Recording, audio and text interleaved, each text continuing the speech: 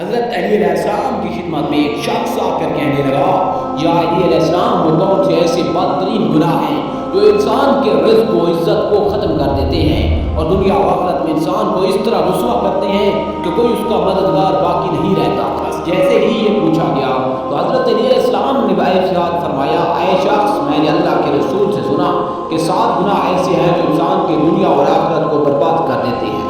اگر چاہتے ہو کہ اللہ تعالیٰ کا خاص کرم تم پر برقرار رہے تو کبھی بھی یہ 7 گناہ نہ کرنا۔ تو وہ شخص عرض کرنے لگا، یا علی علیہ السلام، وہ 7 گناہ کون سے ہیں؟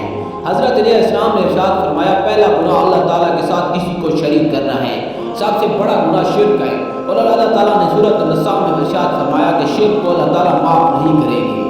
شرک کے علاوہ دوسرے گناہوں کو چاہیں گے تو معاف کر دیں گے، اور جس نے شرک کیا اس نے بہت بڑا گناہ کیا۔ شرک بہت بڑا گناہ ہے، لہذا شرک سے بچنا چاہیے۔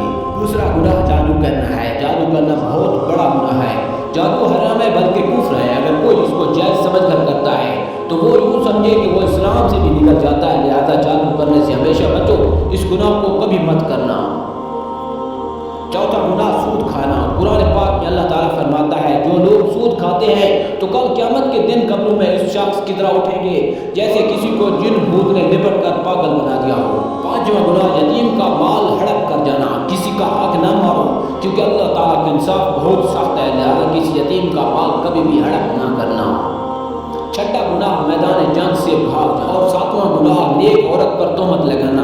سورہ نور سورت نمبر 24 آیت نمبر 4 پڑھیے۔ وہ لوگ جو پاک دامن عورت یا پاک صاف عورت پر الزام لگا دیتے ہیں حالانکہ وہ اچھی نیک گھرانے کی عورت ہے، پردے والی ہے، نماز روزہ کرنے والی ہے۔ قرآن پاک کہتا ہے، جو اپنی زبان کھولیں گے الزام لگانے کے لیے، اگر ان سے گواہی مانگی گئی اور مانگی جائے گی، ندامت اور توبہ کا ایک آنسو اس مقام پر لے جاتا ہے جہاں تک پہنچنے کے لیے برسوں کی محنت اور عبادت درکار ہوتی ہے۔ اگر تمہارے درمیان ایک دوسرے کے گناہ ظاہر ہو جائیں تو تم ایک دوسرے کو دفن بھی نہ کرتے۔